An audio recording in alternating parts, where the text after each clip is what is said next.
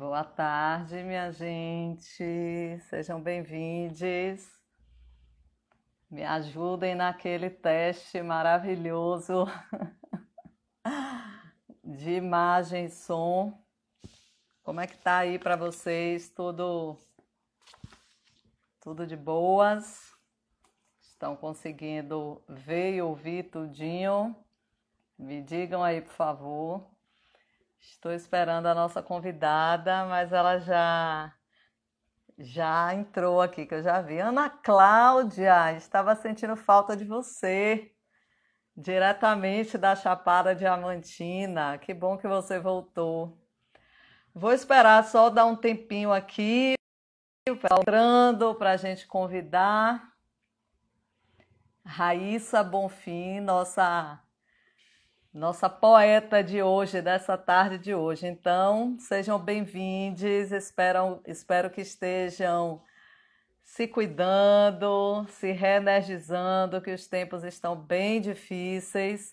E eu vou convidar a Raíssa para a gente conhecer essa mulher maravilhosa que vocês precisam ouvir, ler, assistir.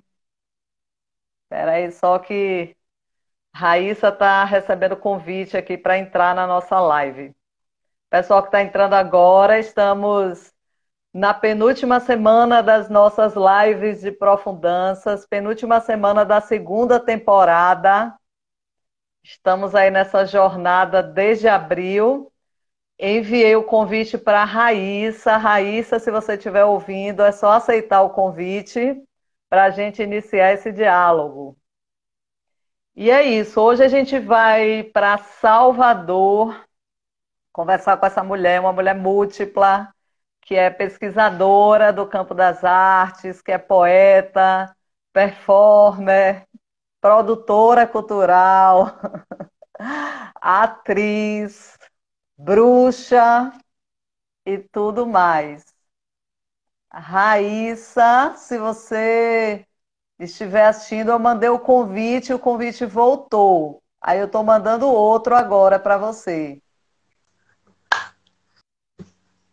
Vamos ver. Acho que eu Tá me estou começando. ouvindo? Agora, agora eu estou te vendo. E aí, mulher, como está? Tô boa, tô boa. Tô aqui fazendo o teste da internet, que é sempre. Você está onde? Você não está em Salvador, né? Não, tô em Simões Filho, em Terra Mirim. Hum.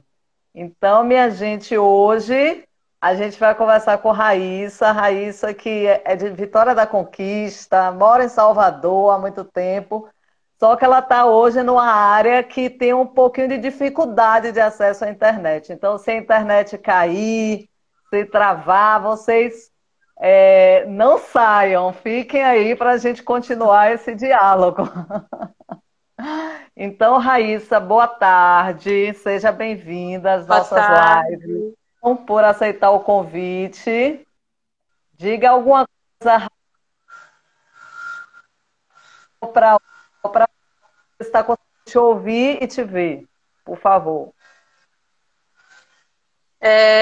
Eu percebi que, na verdade, tem um som aqui vindo de fora que tava dando interferência na sua fala, né? Então, eu já vou começar a fazer esse teste com fone, que eu acabei achando um pequeno aqui. Eu tava só com os fones gigantes. Então, peraí, deixa eu só conectar. Que eu acho que aí o som de fora não dá interferência. Estão me ouvindo bem? Eu estou te ouvindo, aí o pessoal vai escrever nos comentários aí. Eu estou ouvindo e vendo. Tudo massa, tudo maravilhoso. Olha só, enquanto o pessoal está escrevendo aí para dizer se consegue te ouvir ou não, eu vou dar um informe inicial, porque nosso público vai mudando muito.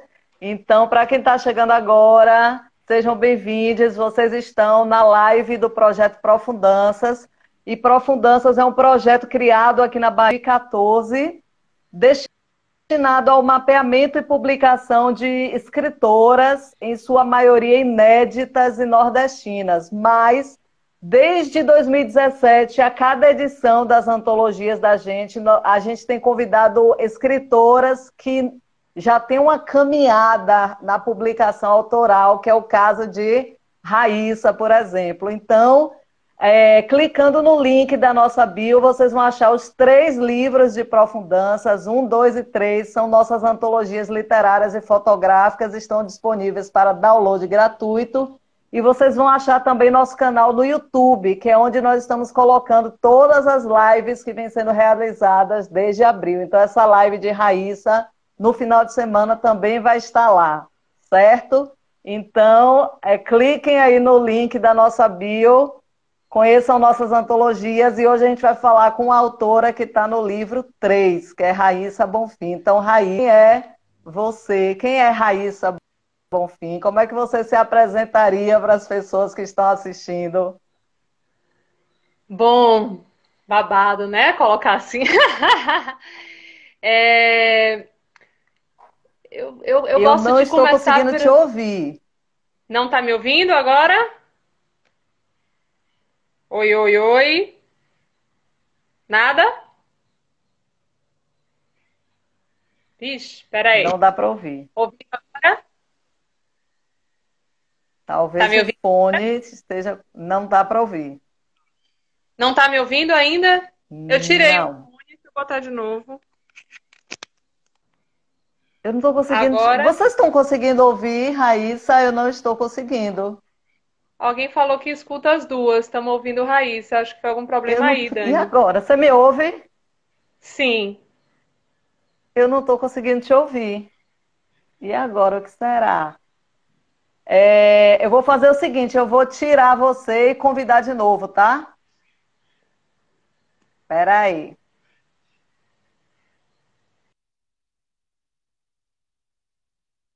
Ai, minha gente, é isso. É um babado. Eu não estou conseguindo ouvir Raíssa.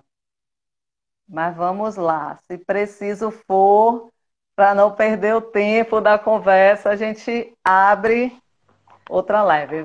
Agora, vamos ver. Alô? Conseguiu? Agora, Ai, agora sim. Nossa Senhora das Lives.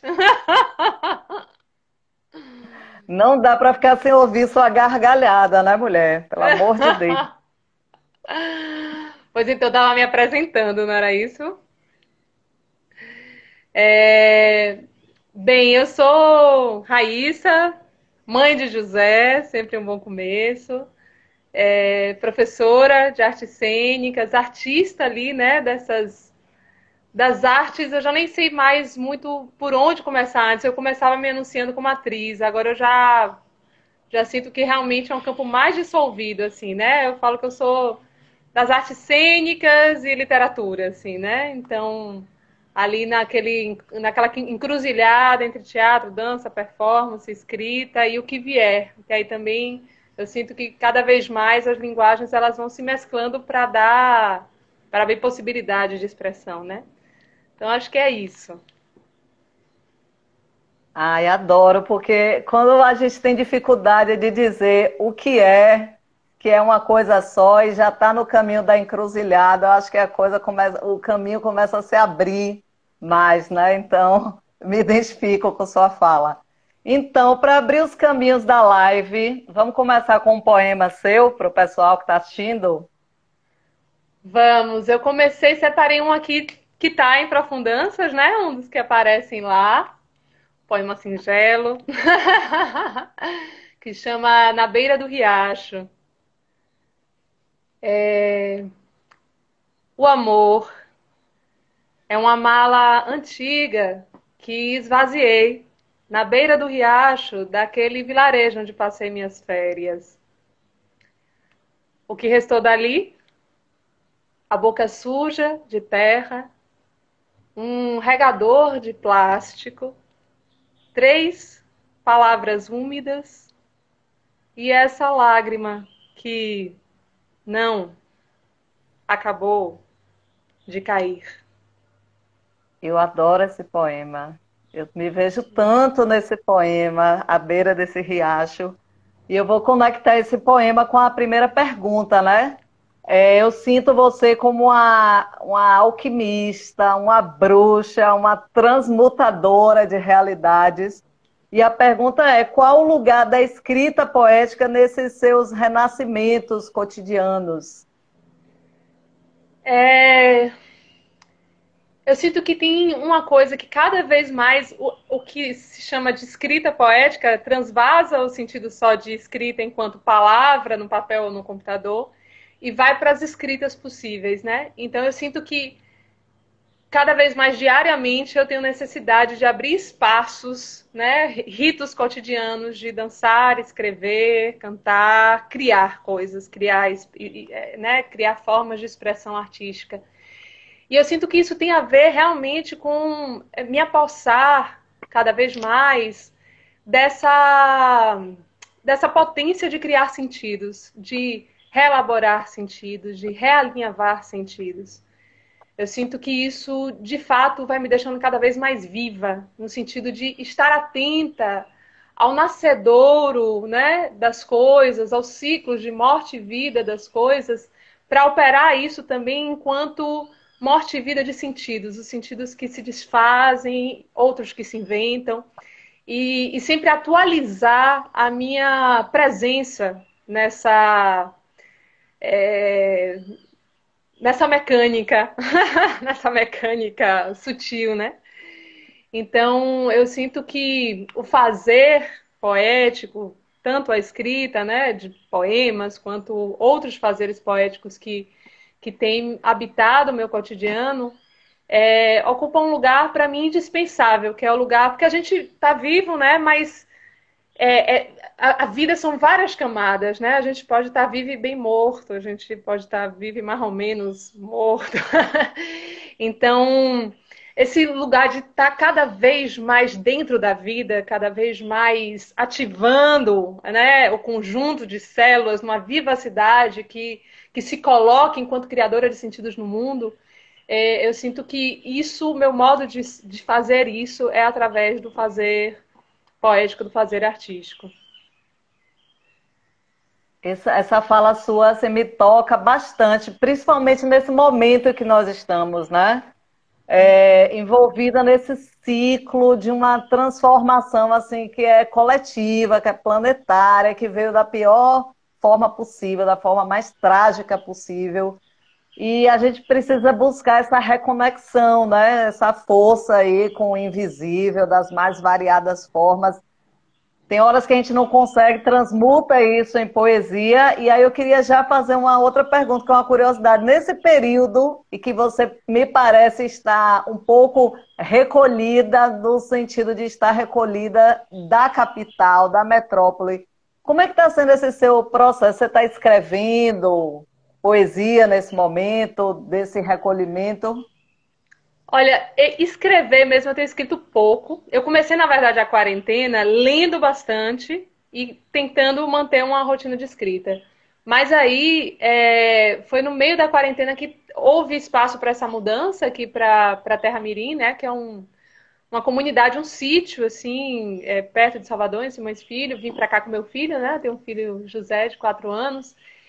E isso foi em meados de abril. E aí, a partir de aí, se abriu um novo capítulo, porque aqui eu comecei a mergulhar muito profundamente numa escuta da terra mesmo. Então, tem um cotidiano de plantar, de perceber como as sementes, quem brotou, quem não brotou, né? O que está acontecendo ali, aprender a lidar com a enxada.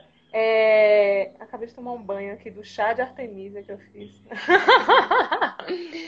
É, Enfim, tem uma série de aprendizados sutis que eu sinto que é como se fosse assim, minha leitura e minha escrita acabou sendo tomada, né, por esses espaços. Então, eu tô passando muito tempo do meu dia lendo esses ciclos das plantas, da terra, é, enfim, dos cuidados mesmo, esses cuidados cotidianos que alimentam a vida, né? Ou seja, e de reciprocidade, né? Então, a composteira, como funciona, o que é isso, né? O que faz viver, o que me alimenta, como é que eu retribuo essa alimentação, como é que eu cuido daquilo que me alimenta.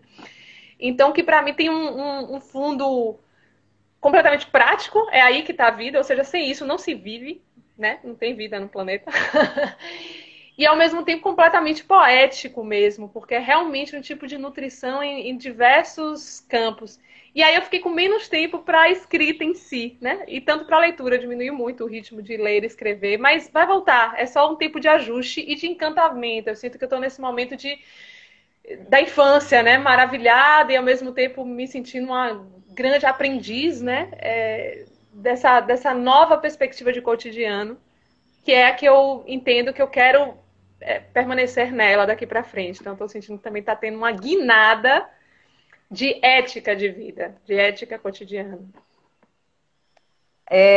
Eu já citei o Ailton Krenak em algumas lives aqui, né? A gente fez uma live na primeira temporada com a Paula Santana, que é uma poeta lá de Pernambuco, que trabalha muito vinculada às comunidades indígenas de alguns sertões de lá.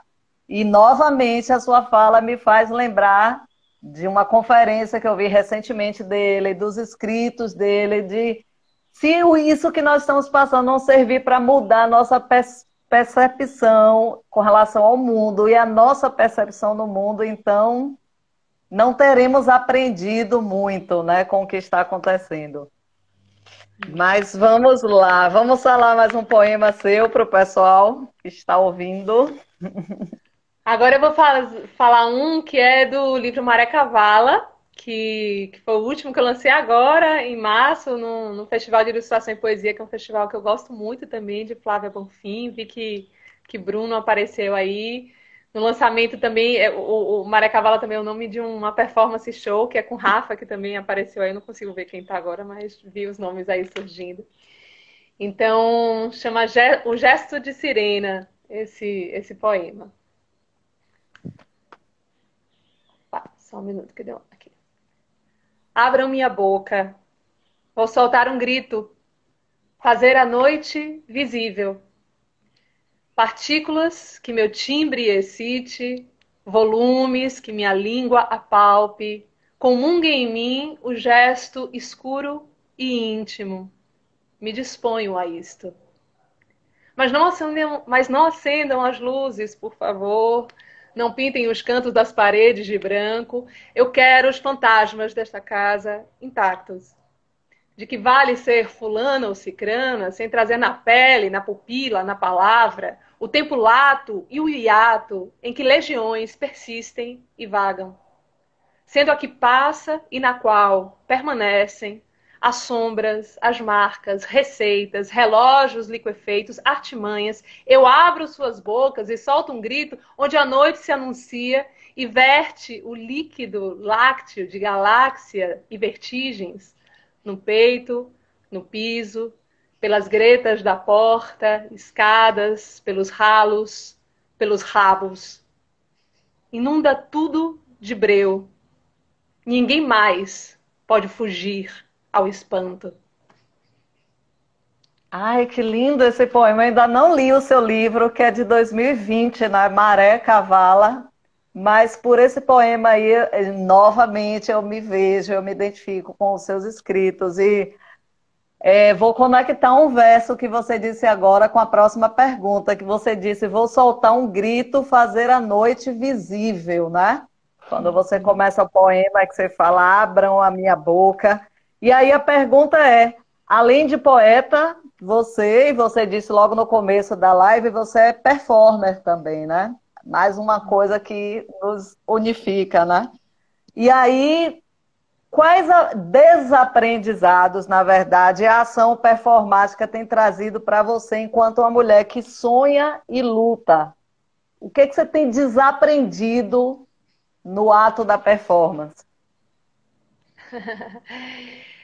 Eu acho que a performance ela me ensina sempre a desaprender a pretensa fixidez de um eu, a pretensa delimitação de um eu. Assim, eu sinto que o ato performativo, ele sempre me faz lembrar. É uma frase que um amigo falou há muitos anos, não sei nem se ele lembra, Fábio Costa, mas eu fiquei para mim, que o eu é um adensamento de vozes ancestrais. Então, que existe uma série de circunstâncias que nos individualizam, né? Isso é um fato. Porém, existe uma outra série de circunstâncias que nos coletivizam, tanto no âmbito presente, né, nos fazem pertencer a uma comunidade, quanto no âmbito histórico, quanto no âmbito sutil. Vou chamar de sutil para não entrar, né, espiritual, quem gosta de chamar assim, sabe? No âmbito sutil, né, das forças sutis. Então eu sinto que na performance eu sempre me recordo mais disso, e isso cria um outro modo de olhar para esse outro que também é um adensamento de vozes ancestrais, ou seja, que também está cheio de circunstâncias que o individualizam e cheio de circunstâncias que o coletivizam. Então, a interação com esse outro, quanto esse outro permeia por mim, quanto a gente se encontra, o quanto a gente se distancia, quais são as operações de violência que se configuram, né, entre nós. Eu sinto que tudo isso, a performance, ela me ensina muito sobre esse modo cotidiano, né? Sobre conviver, basicamente. Eu sinto que o sentido fino da convivência, de buscar ampliar possibilidades de dizer, ou seja, né, fazer soar-se, buscar existência, tanto na palavra, quanto no grito, quanto no silêncio, quanto no que quer que seja, e ao mesmo tempo ampliar modos de escuta, ou seja, de validar a existência do outro em mim, né? Fazer meu corpo também estar a serviço de potencializar outras existências, de afirmar outras existências. Eu sinto enfim, que esse é um dos aprendizados preciosos que o fazer performático me traz. E você falou isso, me fez lembrar de um episódio, né? Quando eu estava fazendo na rua, em Ilhéus, uma performance, que foi a minha última performance. A última não, a mais recente. Missivas, e que eu estava andando pelas ruas de Ilhéus, e o figurino é imenso, e tem uma melancia imensa, e que eu vou entregando para os homens e vou dizendo uma frase secreta só no ouvido das mulheres. E uma das mulheres que eu encontrei na rua, por isso que eu gosto da rua, foi uma vendedora, uma idosa vendedora de churrasquinho. E quando eu disse a frase para ela, é só dizer a frase, sair, ela parou o que ela estava fazendo e ela completamente assim se desviou para aquela frase, e a frase que é secreta, mas eu vou dizer agora, quero te ver viva.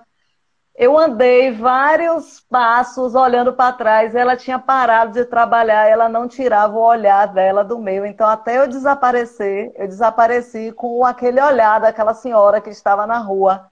E uma fotógrafa consagrou esse instante, né, com a fotografia, a gente se olhando, eu e essa senhora, e uma grande fumaça do churrasquinho que ela estava vendendo. E aí eu fiquei pensando, eu lembrei disso agora quando você disse, né? Não haver essa barreira com o outro num mundo que faz a gente ter medo das outras pessoas. São tantas violências, né? São tantos silenciamentos. E a performance vem para borrar com tudo isso, né? Permitir que a gente dialogue, seja influenciado, influencie também. As presenças não são ameaçadoras, pelo menos a gente pretende que não sejam, né? Uhum. E também entender que esse lugar da violência, ele também opera num campo muito complexo. Às vezes, esse outro que nos atemoriza é também um outro que está vulnerável às violências que a gente opera, né? Então, por exemplo, teve muito essa relação de performances à noite, ter muito contato com homens que moravam na rua, né? Que tem um outro modo de operar mesmo a linguagem de forças, de tensões. E ficava muito nítido que quem era, quem estava mais vulnerável naquele contexto. Eu, enquanto a mulher sozinha na noite ali, né? Ou esse homem que estava vivendo numa circunstância de uma série de abandonos também, né? Então, eu sinto que o campo criativo tem a potencialidade, né? Porque a gente também não pode negar que tem um monte de artista fascista, tem um monte de gente que faz coisas incríveis, e você vai conversar com a pessoa e descobre que a pessoa tem, né, um sentido político, né, em relação à vida completamente terrível, né, tenebroso. Mas eu sinto que tem essa potência mesmo, tem essa potência de você o tempo inteiro atualizar canais de aproximação e de coletivização, eu vou chamar assim, que é essa atualizar canais por onde permitir-se, né, ocupar por outros e transvasar em outras existências também. Eu costumo chamar de que são os canais perdidos, né? O canal da conexão, o canal do diálogo, esse modelo todo aí, entre aspas, civilizatório, capitalista, nos fez perder esses canais. Precisamos retomar esses canais. Eu vou pedir para o pessoal que está em casa fazer perguntas aqui por escrito, para eu mandar, para eu fazer, aliás, para transmitir para a Raíssa. Enquanto isso, Raíssa, eu quero ler umas coisas bonitas que o pessoal escreveu aqui, né? Acho que é Nadia essa, o nome dela. Ela falou que a poesia de Rai é linda e cheia de sentidos, concordo. A Elis Matos, que é de Ilhéus, disse que as nossas lives lembram as forças que temos. Ela assiste muitas lives e ela está dizendo que a sua está se conectando com as demais e lembrar as forças que temos. A Lindete Souza disse que a rua é o inesperado. E Vanessa, que é uma companheira lá de Alagoinhas, falou uma coisa aqui que me tocou, viu? Se você quiser comentar, eu já coloco no bloco de perguntas.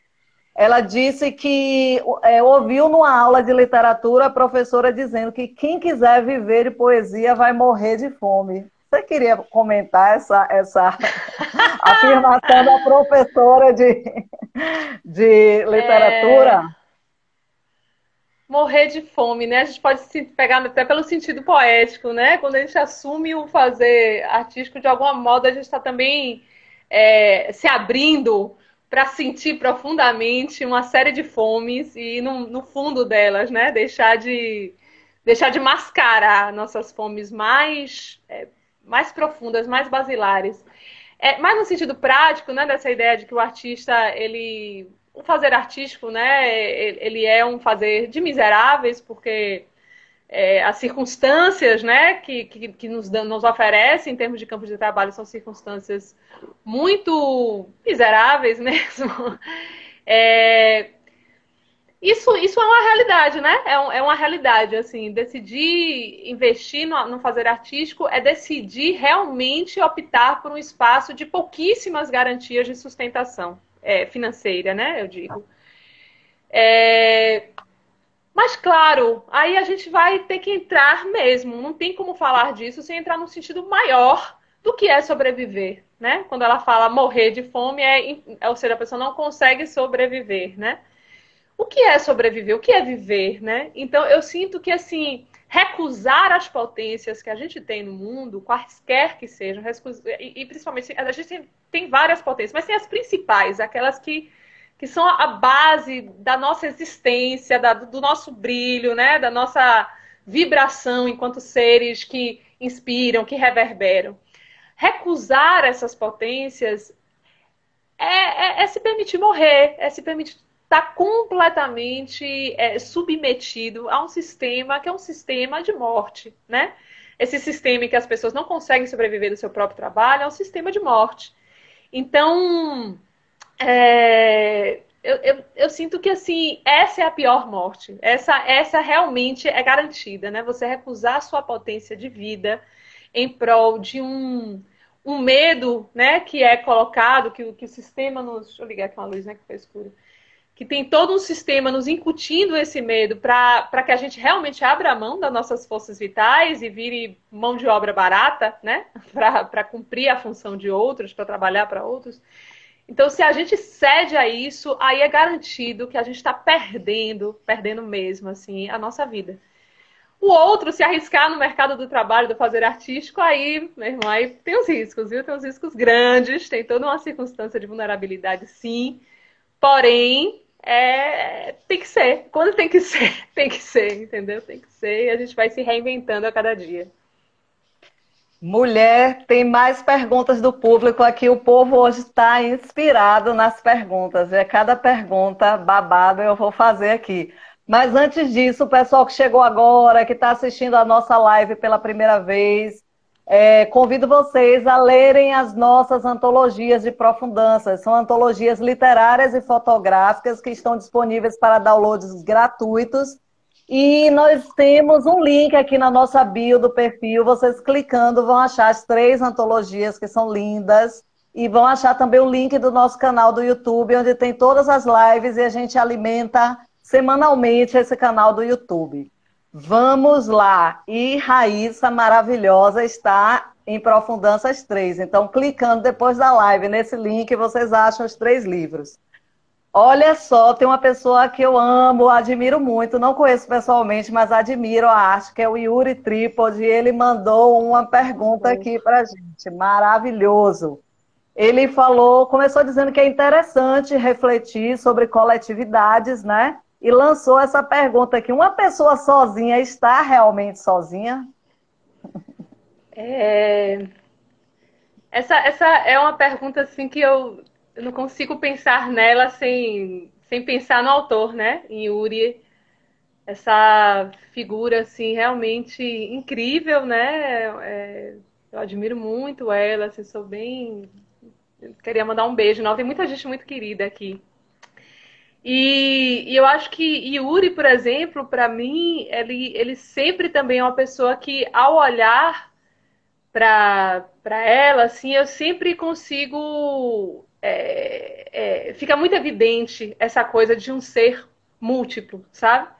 O quanto quanto esse contorno visível é ocupado por várias possibilidades de ser e por vários modos de existência mesmo.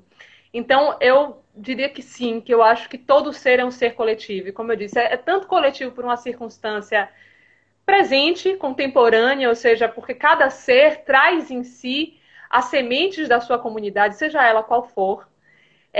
Sempre existe algum nível de comunidade, ainda que seja uma comunidade virtual, né? Pessoas que se ligam por algum traço semelhante em espaços diferentes, mas cada pessoa sempre pertence a alguma comunidade, ainda que não seja uma escolha estar perto dessa comunidade, né? Mas pelos traços em comum que traz com outras pessoas.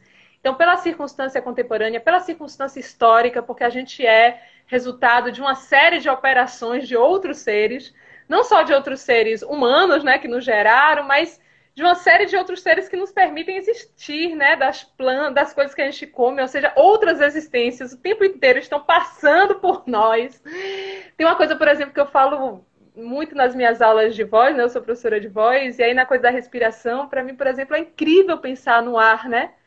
Esse ar que vai passando por uma diversidade de corpos, tocando uma diversidade de superfícies, e aí entra na nossa intimidade, trazendo todas essas presenças, e depois oferece nossa intimidade, ou seja, a gente está o tempo todo se expondo de modo sutil, o tempo todo, nossa intimidade, ainda o mais fechado que a gente está o tempo todo doando algo muito íntimo de si na hora que a gente expira, né? Inspira, expira. Então, tem uma coisa meio assim, né? Essa fala tem um quê de viajandona, tal, então tem que estar um pouco no fluxo para talvez concordar. Não acho tão viajandona, não, viu? Mas para mim é fato, é física, né? É física quântica, enfim. Então, eu sinto que em todos os níveis, do nível celular, ao nível psíquico, ao nível histórico, ao nível social, a gente é sempre um ser coletivo. Não, mulher, não acho viajandona a sua fala, não, porque se a gente for para as comunidades tradicionais, indígenas ou de matriz africana, nós ouviremos algo parecido com o que você disse, né? Nós somos um ser Nós somos seres integrados ao universo, só que nós, humanos, nos achamos assim, o topo de tudo, que tudo depende de nós. Eu vou ter que dizer de novo de Ailton Krenak, que ele falou na live que eu assisti, que é muito sintomático que agora essa doença, a pandemia, seja algo que ataca as vias respiratórias, para que a gente se veja ameaçado enquanto humanidade com a possibilidade de perder algo que é imprescindível à vida humana, que é o fôlego, o ato de respirar. Aí eu lembro das comunidades tradicionais, as religiões de matriz africana que falam do sopro inicial.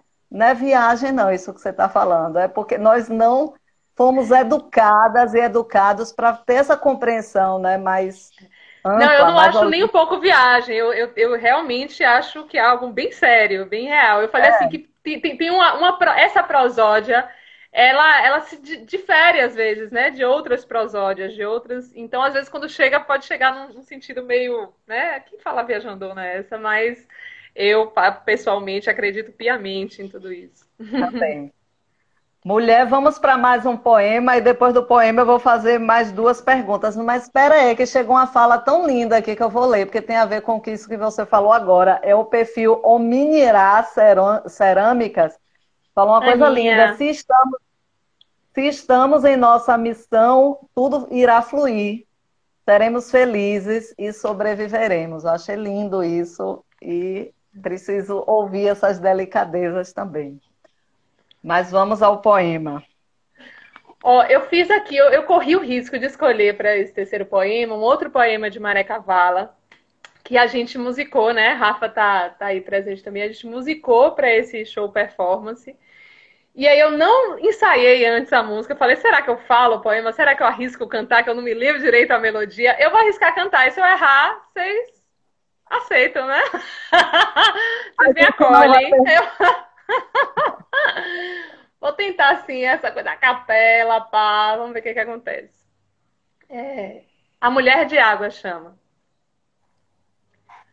A mulher de água, com a alma pingando, deixa na via marcas de sonhos, restos de conchas.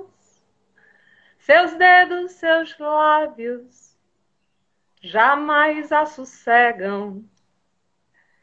Epilepsias, 15.000 epifanias, nada fica vão. Nada é pouco, nada inútil, tudo indício de um abismo. Nada é pouco, nada inútil, tudo indício de um abismo. De um momento para o outro, simplesmente submerge, naufragando o que é no que sente ser. De um momento para o outro, simplesmente submerge, naufragando o que é no que sente ser. Nesta hora não lamentem seu destino, não chorem no molhado, não chorem no molhado, não chorem no molhado. Com a boca encharcada de verbo e saliva, a mulher que pinga, morte afogada, será água viva. Yeah. Mulher, que coisa linda! E olha só, Elaine Souza, que é outra companheira que assiste muito nossas lives, ela disse que se você errasse, era outra poesia que estaria surgindo. Concordo, muito linda. Me lembrou muito assim as melodias do primeiro disco de Elba Ramalho, cara. Que ela tinha essa coisa cênica, essa verve, essa coisa forte. E infelizmente a produção foi tirando, tirando, tirando, embora seja um artista que eu goste muito até hoje, mas que dá umas Capim escorregadas. do Vale, né? Um disco que é dos meus preferidos de Elba. Eu escutei trocentas vezes, escutei esses dias até. A música que você fica, ela tá cantando, ela tá falando, ela tá recitando, ela tá fazendo tudo ao mesmo tempo. Aí foi me lembrando isso, mas enfim. Vamos lá, é Olga Lamas, que é sua companheira também, que eu também não conheço pessoalmente. Ela mandou duas perguntas que eu vou fazer, duas em uma aqui. Ela pediu para você falar um pouco como se irmana o ético, o estético e o político no seu fazer artístico. E nessa intersecção aí, como é a integração entre poesia e performance? É babada essa pergunta também. O ético, o estético e o Ética e político. política. Ótimo. Primeiro falar de Olguita, que é minha grande parceira, assim, de vida e arte, pessoa com quem eu aprendo sempre muitíssimo, saudade enorme. É, E na verdade, como se entrega, né? Entrega, como se integra, entrega. O ético, o estético e político. A princípio, enquanto conceito, eu sinto que essas coisas elas estão indissociadas, né? Mas a gente, nossa cultura, ela faz o esforço de dissociar tudo, né? De tentar o tempo inteiro compartimentar, dividir, separar aquilo que a princípio seria integrado, né? Que nos faria um ser integrado, um ser coletivo, justamente. É uma sociedade que está o tempo todo querendo apartar, isolar, reduzir, né, as potências, os sentidos. Então, para mim, por exemplo, cada vez mais me interessa menos qualquer tipo de arte que seja uma arte pretensamente boa, né? Ah, é bem feito, ah, que peça bem feita, que poema bem feito, mas cujos efeitos sejam nocivos em alguma escala. Ou seja, como é que pode alguma coisa bem feita, boa, ser ruim, assim, né? Então, assim, eu entendo que a produção estética, ela é o sentido ético dela, ou seja, que éticas ela move, que configurações de sociedade ela opera, que sentidos, é, que crenças básicas ela ratifica, quais ela coloca em crise. Isso para mim está totalmente junto do que é ser bom, ser bonito, ou seja, esses efeitos. O efeito de que políticas se movem, ou seja, que transformações são operadas ali. Porque tem uma série de produtos artísticos que operam transformações, mas transformações que, no final das contas, corroboram com políticas de extermínio, de massacre, ainda que de modo sutil, né? Tem certas artes que elas existem para nos amortecer, no final das contas. A gente se sente tocado, mas é um tipo de sentir-se tocado que vai amortecendo ainda mais nossa potência e nos colocando num lugar ainda mais passivo. Então, aí no caso, né, quando a Olguita fala de como é que é isso para mim, né? Claro que é uma busca, né? Claro que certas consequências daquilo que eu faço me escapam. Eu estou o tempo inteiro sondando, revendo, auscultando os efeitos daquilo que eu produzo, né, para entender melhor, né? Quando eu faço, eu não consigo ter toda a dimensão dos efeitos daquilo que eu estou criando. Mas eu sei que meu interesse naquilo que eu crio está cada vez mais, por isso que eu falei, né? Essa nova ética de vida de vir para cá, morar aqui, então essa coisa de plantar, entender a terra, aprender a usar enxada, essas novas coisas, para mim tudo isso eu estou estudando arte também, porque eu estou querendo entender que arte é essa que faz as plantas crescerem melhor, né? Por exemplo, dei uma pergunta para mim. Ou seja, se eu estou entendendo que isso é vida, eu quero que minha arte sirva para isso. Onde eu sinto que tem potência de vida, onde eu sinto que tem potência de coletivização, onde eu sinto que tem uma potência que os seres seres cuja vida alimentam a minha vida, porque tem seres cuja vida ameaçam a minha vida. Isso é fato, né? Entre humanos principalmente, né? Tem seres humanos cuja vida existe para ameaçar a minha. Então, a vida desses seres eu não quero alimentar, eu só quero distância, né? Ou seja, me proteger desses seres. Mas tem uma outra série imensa de seres cuja vida está o tempo inteiro alimentando a minha e que eu quero o tempo inteiro também retribuir. Assim, esse sentido de retribuição tem sido algo muito forte para mim. Como retribuir cada vez melhor aquelas vidas que alimentam a minha, né? Então, eu sinto que esse fundamento, essa pergunta, ela em si traz uma responsabilidade que é estética, ética e política, que é para fazer algo que realmente renove o sentido de vida. Isso eu acho que é o estético que dá esse sopro de vida, de renascimento, né? Quando você fez aquela pergunta lá, como é que a poesia colabora nos seus renascimentos? Porque a arte, ela realmente nos ajuda a nascer e a renascer. É, então, como é que aquilo que eu faço colabora nesse sentido, colabora na reconfiguração dos poderes, colabora no sentido de dignidade, ou seja, colabora em aumentar a dignidade dos seres cuja vida vale muito, sabe? Vale muito no sentido assim, são preciosos, porque são seres justamente que cuidam dessas coisas mais sutis, né? Os seres que cuidam, aqueles seres que cuidam da terra, que cuidam do peixe, que cuidam do básico para se viver, que são os seres mais menosprezados por um sistema financeiro, são esses os seres que, sem eles, a gente não existe. São esses os seres mais valiosos, né? Mulher, gratidão mesmo por estar aqui com a gente, conversando essas coisas. Alguém perguntou aí se essa live vai ficar salva. As lives todas ficam aqui no nosso feed. E todo final de semana nós atualizamos o canal do YouTube. Então, nosso canal do YouTube, se vocês clicarem aí o link na bio, vocês vão achar os 3 livros de Profundanças para download gratuito e o canal do YouTube. Aí vocês vão achar no final de semana essa live de Raíssa lá e todas as lives que temos feito desde abril. Olha, estamos aí na zona dos 15 minutos, que são o momento em que o ponteiro faz um movimento mais rápido e daqui a pouco a live acaba. Então, eu sempre aviso quando a gente está em 15 minutos. Queria comentar isso que você falou e já emendar com a próxima pergunta, mas antes disso, o pessoal que está em casa assistindo a gente, por favor, se vocês puderem colocar aqui nos comentários em qual cidade, em qual estado vocês estão assistindo a gente hoje. Eu gosto sempre de falar em todas as lives, então coloquem, por favor, nos comentários em qual cidade, em qual estado, em qual país vocês estão agora vendo a gente.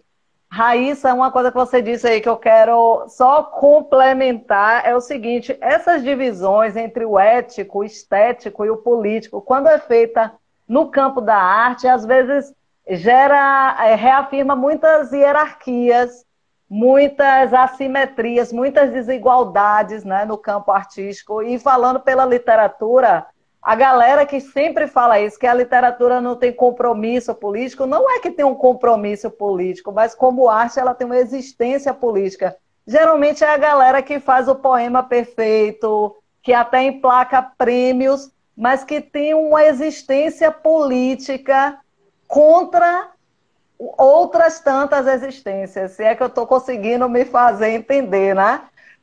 Não adianta você ser o prêmio, sei lá, nem vou citar nomes de prêmios, o prêmio X de literatura e você ter um discurso homofóbico, racista, apoiar um governo fascista. Não temos mais como isso, né? Então, e é impossível também nós, mulheres, produzindo arte, criando no campo artístico, esquecendo da nossa condição de mulheres numa sociedade feminicida, né? Então, não dá para não ter uma existência política quando a gente cria no campo artístico. Não é possível, eu acho. Mas vamos lá, eu queria falar agora de um projeto que você é co-criadora, que eu sempre tive vontade de participar e nunca coincide a época, né? Para quem está assistindo de fora da Bahia ou que não conhece por algum motivo o trabalho de Raíssa, você é uma das idealizadoras da performance oferenda Lavagem, né, que toma as ruas do Rio Vermelho durante a festa de Iemanjá. Para quem está de fora da Bahia, a festa de Iemanjá é uma das principais festas públicas aqui de Salvador, na Bahia. E eu queria pedir para você contar um pouco para a gente como surgiu esse projeto e como funciona essa vivência coletiva até a performance chegar às ruas. Bom, Lavagem é justamente, eu sou co-criadora, a outra co-criadora é Olga, né, que está aqui presente, é a Olguita, foi um projeto nosso, né, que a gente criou e mantém juntas. Lindete, que eu vi em algum momento que estava aqui, é uma das grandes presenças de lavagem, né? Porque a gente abre inscrições para 40, 50 mulheres, isso varia, mas tem mulheres que já nos acompanham, então já fazem parte do que lavagem é, né? São mulheres que também já sustentam aquilo que é lavagem. A Lindete é uma dessas mulheres, assim, que eu sou também muito fã mesmo. Mas então, o Lavagem começou dentro de um outro projeto, de um espetáculo que chamava Loucas do Riacho, começou com uma pesquisa, né, que eu tinha em relação à Ofélia, uma poética das águas, essa relação entre mulher, água, afogamento, dissolução, ou seja, quais os sentidos dessa dissolução de um corpo feminino nas águas, os sentidos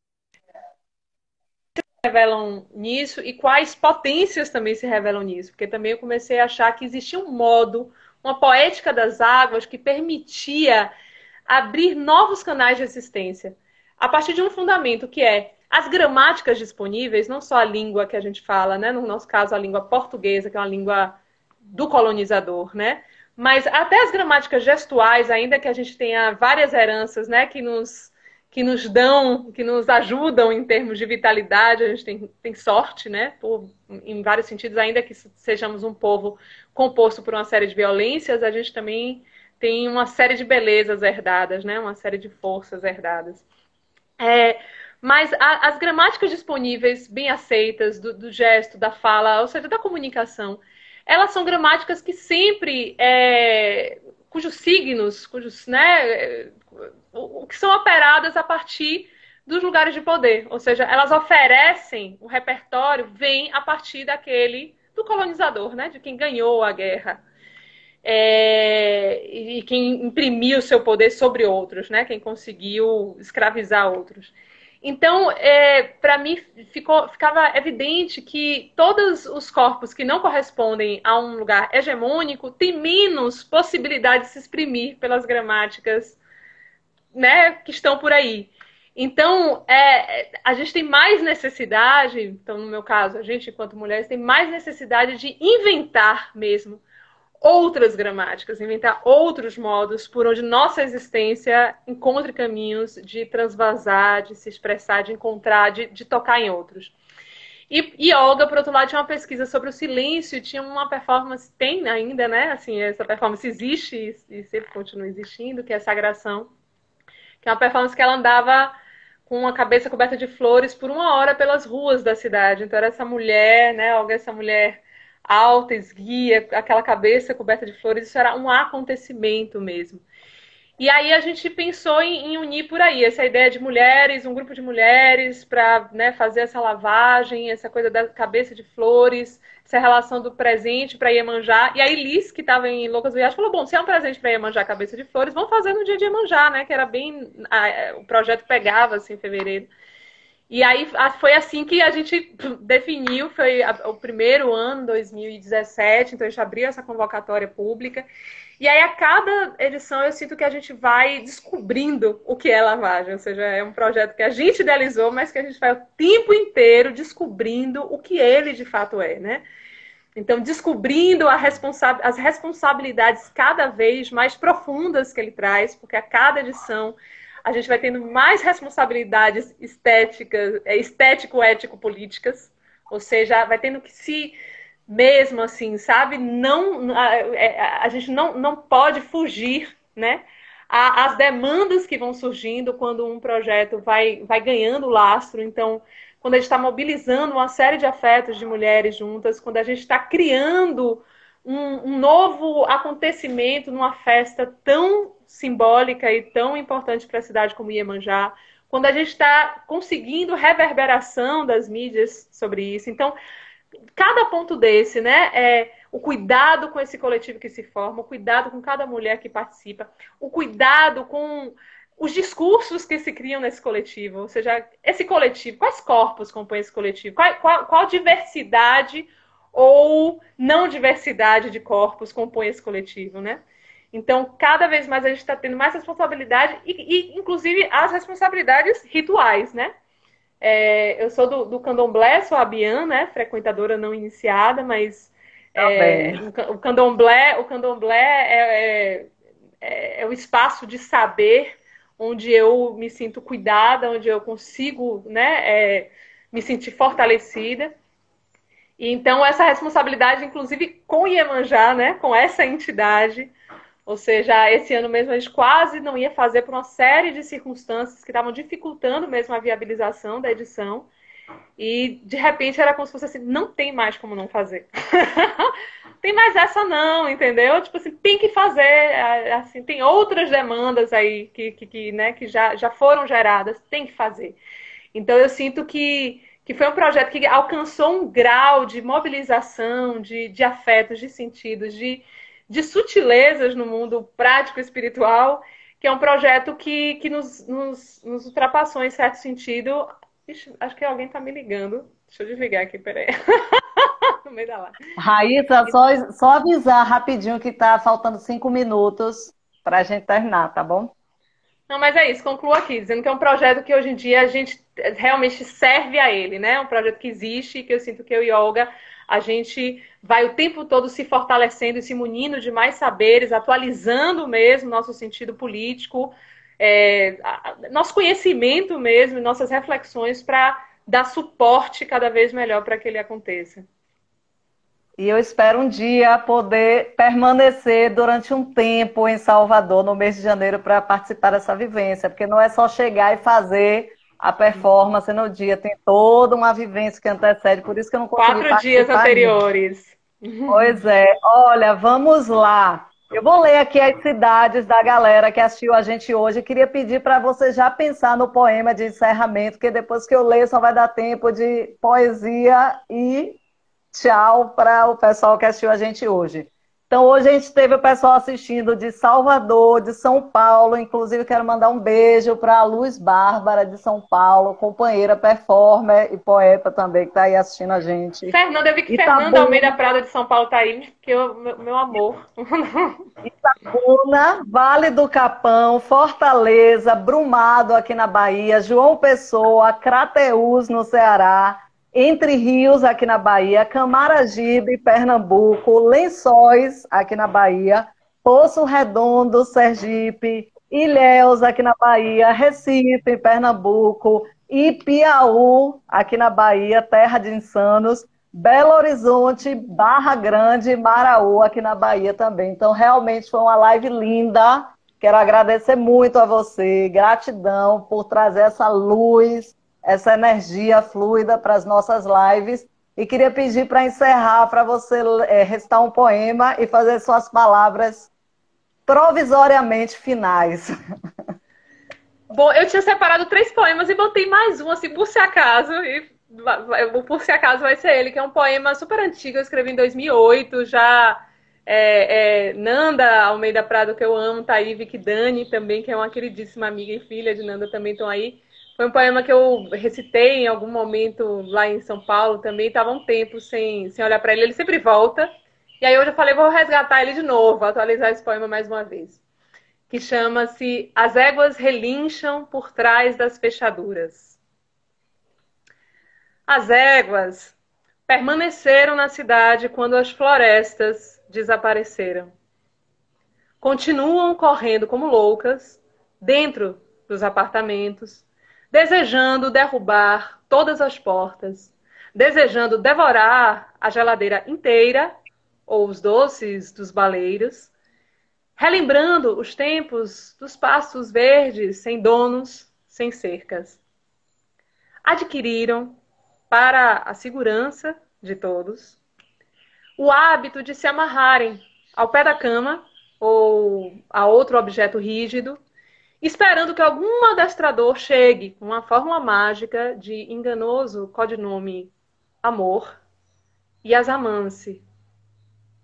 Todos sabem, mas não comentam, que um dia as éguas esquecerão de amarrarem-se no box dos banheiros ou na pia dos lavabos e sairão desembestadas, pisoteando com furiosas patas o concreto da cidade, destruindo a ordem dos endereços. Loucas éguas correndo pelas ruas e suas crinas escapando um pouco para nascer uma lua incandescente, E as éguas correndo, correndo sob o clarão fogueira do céu da noite, devorarão o fígado, os rins, o coração dos homens, até matarem toda a sede